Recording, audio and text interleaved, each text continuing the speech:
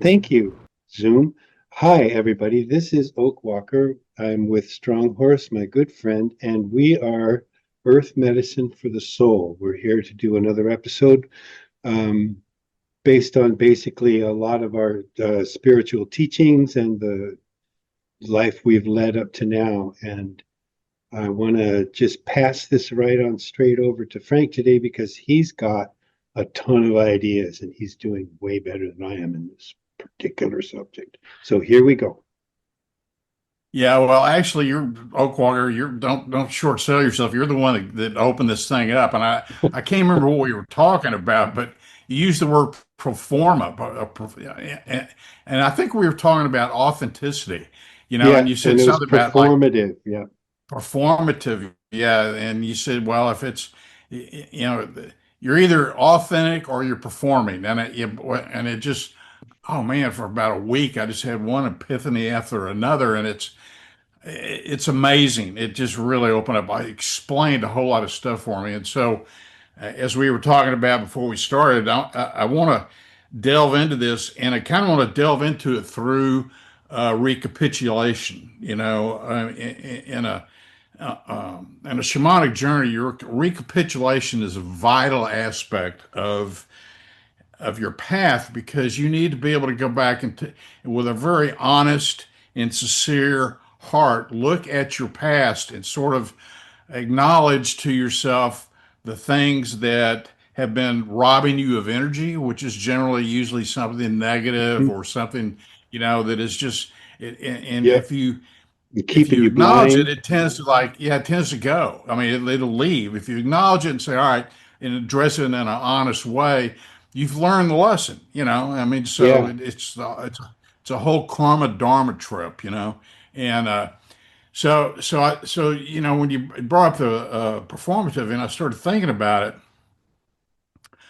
and I thought, God, I am definitely not anything of that, you know. And then I started thinking about it, and it was like, oh man, my whole life has really been about this, and the thing about authenticity is I think that's something you're kind of born with, I mean, that a lot of times in athletic situations they'll talk about something and they'll say, that's a move that guy made that you can't train, man. That's something you're born with, and it's like a talent, more or less. Hmm.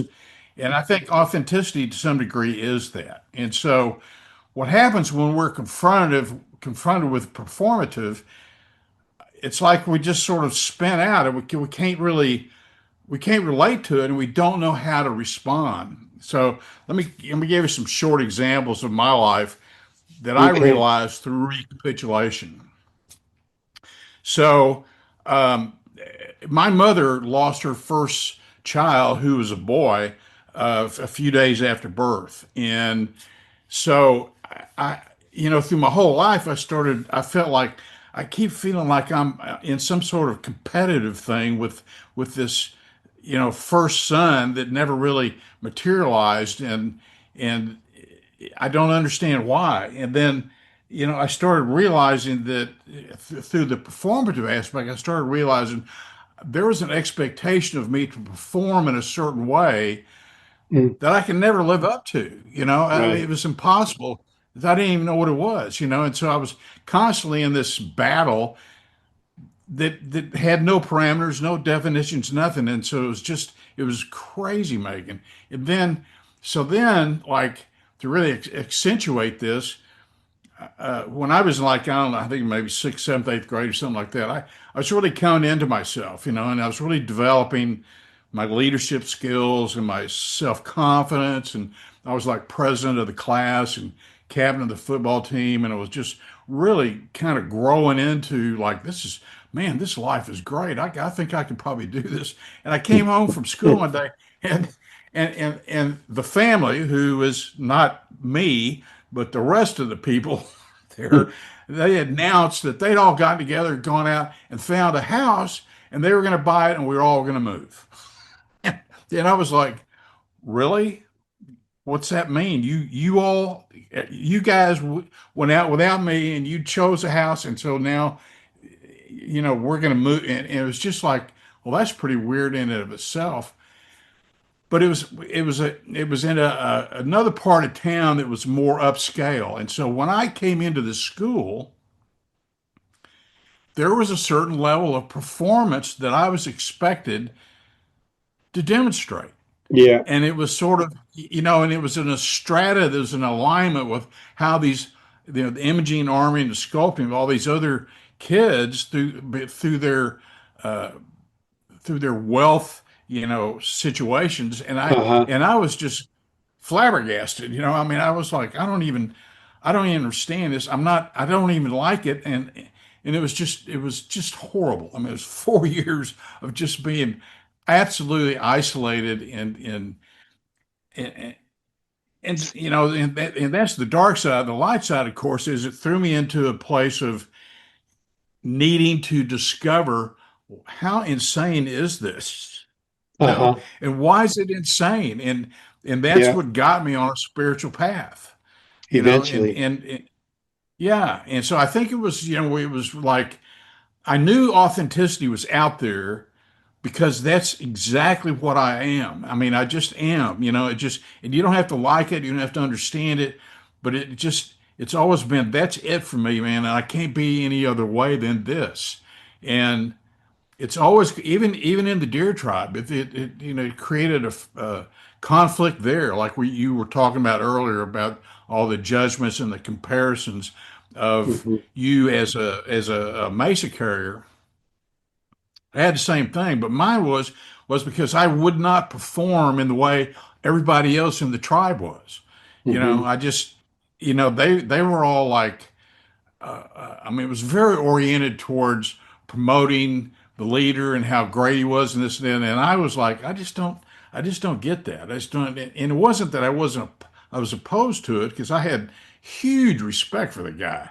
Hmm. It's Hmm. just that, I didn't feel like molding myself into this group mentality because Hmm. I felt I was giving something up, and that the thing that they were asking me to give up was too valuable. And I didn't know it at the time, but now looking back on it through my recapitulation, it was authenticity. I didn't want to give that up, Hmm. and so it was huge value. So instead of getting long-winded about this, let me flip it back to you. I mean, do you have similar kind of experiences? Well, that's amazing. Yes, but I was never graced with that period of time in my schooling and my upbringing where I developed any level of confidence at all. So, I'm still, you know, those patterns die hard, and Right, I'm still fighting that a little bit. Um, but I did have that experience of moving into a school from my middle school, which was sort of a middle class place, into my high school, which was a very, much more of an upper class place. And I didn't have the status, we didn't have the income. My father didn't have the right, job. right, We didn't have that level of status. I call it the yacht club status, um, right. that a lot of the other kids there had. So I do share that with you. But this is where we differ, because in my upbringing, I never got to a level of authenticity until I started doing the shadow work. And for me, the authenticity had to become a learned skill. My parents taught me how to lie by punishing me when I told the truth. Um, my social structure in high school taught me that I was just basically bad. They didn't have, for example, ADHD diagnoses when I was a kid. So they sent me to the shrink and they just said, well, he's no good. And so I was a bad kid for the rest of, the rest of Top my performing kid. life. Right. And it wasn't until I started really doing that internal what was the word you just used? Recapitulation, which is a Yeah, process of going back and looking at yourself and going, well, that is not the authentic me. I have to let go of that, and I've got to let go of this and this and this. And it happened through ceremonies with plant medicine. It happened through counseling. It happened through role modeling quite a lot of the people who are in my circles and who were able to give me honor, give me respect, even though I never felt like I deserved it. And those kind of experiences are what brought me to a level of having the confidence that my authentic self is something that's a valid thing, right? And I still see a lot of people, they should be old enough to know better, and they're still going around going, how do you like my style? you know, and right, right. and it's that's the performative part where they're all out there still, at the age of 55 and stuff, going, oh, this is how you be in the world. But it's not real. It's all a big. No, They might as well be a it's a meat big, puppet. it's a big put on, and here's a really here's when this is where I was literally left at the table with my jaw hanging open. I was in a situation where I was suing these people because they'd screwed me out of a ton of money. And so we had to do a deposition, and I'd never done a deposition. But anyway, these two attorneys show up, and we go in this conference room, and they start off and they're going after each other, and you can't ask my question, that's questions, and this, and they're very very confronted, which I figured would be in a deposition. And they uh, were asking me questions and I was trying to answer them, and then I objected to that and this that, and anyway it went on and on, and then at the end they one attorney goes over and says, "We done?" Yeah, and he flicks off the recorder and he looks at the other attorney and says, "You want to get a drink?" And the other attorney said, "Sure." He's like, "I got a bottle of bourbon in my office, and that'd be great." And they get up and like almost hold hands walking out, and I'm sitting there going, "Jesus Christ, what happened?" Yeah, they were totally performing, and I was buying into it. right? I was, yeah, this is exactly how it'd be. You tell them, and then it was over there like, "Okay, let's go have a drink." And it just left me stunned, and I thought, "Oh my God, am I that naive?" Oh yeah. that, that I thought, and I am, Uh-huh. and it's really, that's my point. The level of performative addiction in this society is so widespread and so deep that, if you are someone who values authenticity, I mean, you're literally kind of stuck in a one flew over the cuckoo's nest, man. Hmm. I mean, Yeah. you really are. You're like, you all are crazy, don't you? You're completely off, and they're looking at us thinking, no, you're the nut. Uh-huh. And Because you don't you know, conform. because you don't conform. You're supposed to be performing, and if you're not performing the right way, there's something wrong with you. Yeah. And and then you get cast with guilt, blame, and shame, and and they're Yeah. and and and they're, yeah, that's the way, he's just really not right, and then so what happens, I realized too, is that the reason we were drawn to a shamanic path, I think, was because it's the world of knowing. Yeah. And once we got into that, I mean, we didn't realize, I do now, like I said, through recapitulation, I realize Uh-huh. now, because in the world of knowing, authenticity is the key. Yeah. That's the key. Yeah. If you can't, gosh, I was just telling the boys this is about um, um, um, that in order for you to have, yeah, in order for you to have integrity, you've got to have this the self-awareness of knowing when you're lying. You've got to know you're lying.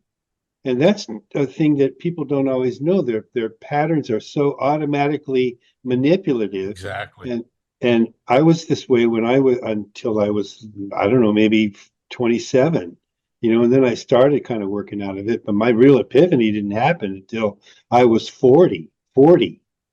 Okay, I had a lot of time. That's a lot of years to fuck up. Right. I got a lot of balancing out to do still. And if you can't come to the self-awareness and the authentic sense of, look, I hear what you're saying that you think I did, but I am aware of what I did and I know why I did it. And this is the reason I had for doing it. Now, maybe it wasn't a very good reason, but this is what I was thinking. I thought this and this and this in the here and now. And that means that right or wrong, at least I was thinking about it, you know? This came from a place of self-reflection and self-awareness. And that takes a while for people to learn sometimes, especially when they come from environments that are strictly performative, you know? Yeah, but you're talking about becoming the observer of the self, and Yes. again, you're talking about the shadow work, and Yep. people don't want to do that because they want to see themselves like this, because they know it's not right. I mean, I remember when I was driving my cab in Austin, the hands down, 100% of the people that got in my cab they had the worst energy and they're most bummed out were lawyers. 100% of them. I'd say, well, what do you do for work? Yeah, I'm a lawyer. And I mean, they hated themselves. And here's the thing, what's interesting. I don't know what the percentage is, but something like 80% of the people in government are lawyers. Yeah. All in Congress and in all, so they're all doing performance. It's all political theater, and Hmm. most people are thinking, no, this is really real. This is, this is these are our people. They're authentic. No, they're not. No, they're not. They're performing for a Yep. paycheck. That's all Yeah. they're doing, and they Or know for an it. office, They the know it. principles that don't exist, but they're spouting this stuff like they're, standing up for something when it's got nothing to do with that. Yeah, it's just it's but they're when you're in a world that is performative and everybody's like on board with it, there's Hmm. nothing wrong with it. Right. There's nothing wrong Right. with it. Right. The authentic people are the crazies. Yeah, the people are saying, wait a minute, this does if you're authentic, you're really cast out into your own lifeboat, really, I Yeah. mean, you really are. And It's and like a social hermitage. so yeah, but the flip side of that, of course, is that it's like you have an incredible other world that opens up and embraces you. It's like, Hmm. I was thinking today, like, no, nobody, it's not a performative world because nobody's going to go up to an oak tree and go, look, you don't seem to understand. You're a pecan tree. Right. Start making nuts. You know, the, the, the oak tree's like, oh, wow, dude, what is up with you? You Right. know, I mean, it's just so it's, we go to the trees and sit with them and just that authenticity that is them becomes healing. Yes. And it's impossible if you don't know where you're coming from. You can't interact with the universe in a real way until you've got that level of, um, until you're not trying to pretend like you're something else. Right. Because they don't want anything to do with you. There's nothing to Yeah. talk about. Right. You know, Exactly. everybody's running around going, "How come God doesn't show Himself?" Because you're on the wrong channel, dude. Right. You're not. Did you ever think of listening? God doesn't perform. God isn't theater. God is Right. real. It's just, He doesn't have to pretend. It is what it is whenever it is the way it wants to be. Right. And you can't understand it unless you have accepted your authenticity and and relished in it, Yeah. and embraced it and valued it. Probably more than anything else. If you value it, that's the key that unlocks access to consciousness, I I agree. think. Yeah, I agree. And that all You runs know, back. So, one of my favorite books, A Course in Miracles, we talk about it all the time. And the first sentence in it is nothing real can be threatened, and nothing unreal exists. Right? So you're either real or you don't exist. Right? And then that's really the premise of the entire book. It's this thick, and it just keeps going, dude, you are not superior to your creator. You know, here, this is what an ego does. This is what it looks like when you're performative, right? An ego is a kind of right. a performative entity. It thinks it knows stuff, Absolutely.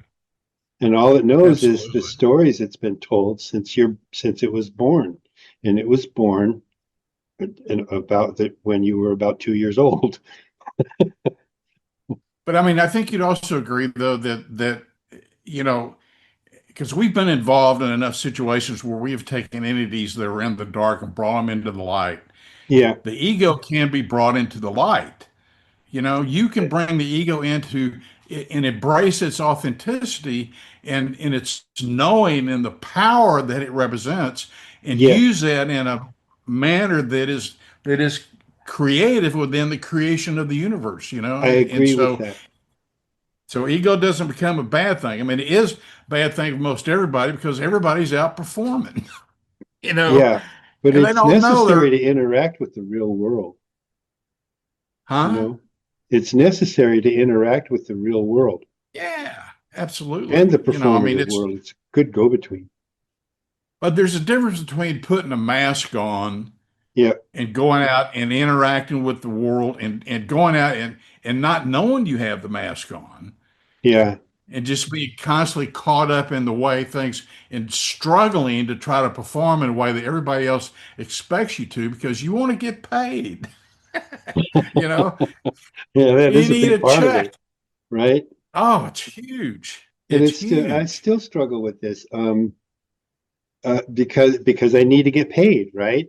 And so I am authentic at work, and I don't lie, and I don't, feed people a load of bullshit. But I still, I'm not out there going, well, that's stupid, you know, which is sometimes what I'm thinking I want to say. And so there's, Right. I have to draw it in a little bit, tiny bit, to be social enough to keep a job, for example. And there's a little bit of give and take in that border between me and the world, between the Well, authentic I me think and that the the hardest thing that I've had to learn is to just allow people to be who they are, and yeah, not try to step in and change or confront or, I mean, if repair. a person wants to ask me questions, I'll be happy to share with you, but the art, there's no relationship that I know of that is successful that hasn't learned the art of compromise. Honey, that's a great idea. Why don't we do that? I can't believe I didn't think of that. You Hmm. know, and so the performance goes on, but I protect my authenticity. Oh, man, I just really do. I mean, I hold it um, as probably the most valuable thing that I have. It is. It's very, very, very important to me too, because I can't deal with the universe any other way. I can't hear. I can't see and I can't hear without it. Simple as that. And sense. I can't sense. I can't feel. Oh, And all of that is hugely important. I mean, yeah. hugely important. I mean, you create a different value system, and the values take on a whole different tenor, in authenticity, and when the way the universe functions becomes and what the natural world's doing, it Hmm. becomes a whole different.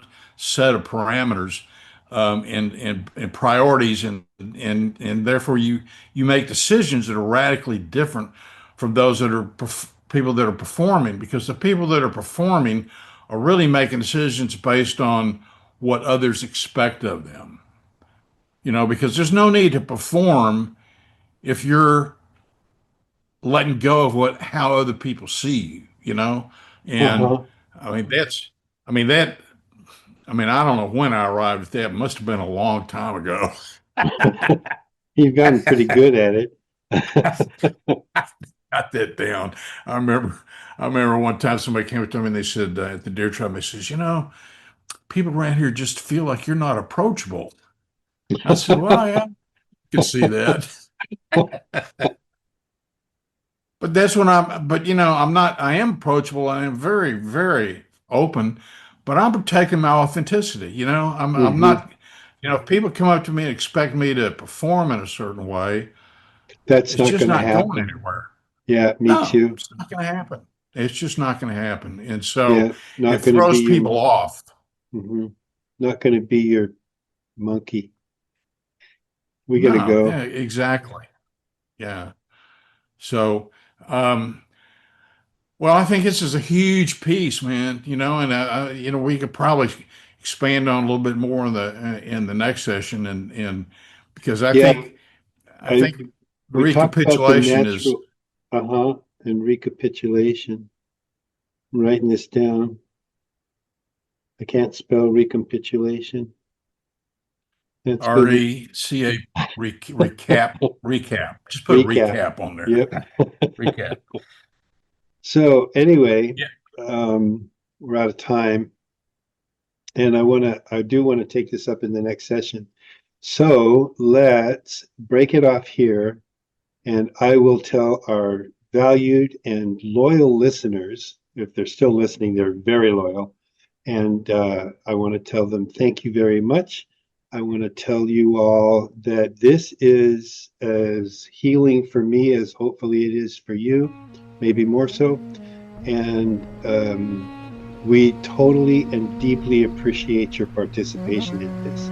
You can come and see more about us at our website, which is earth-ems.org.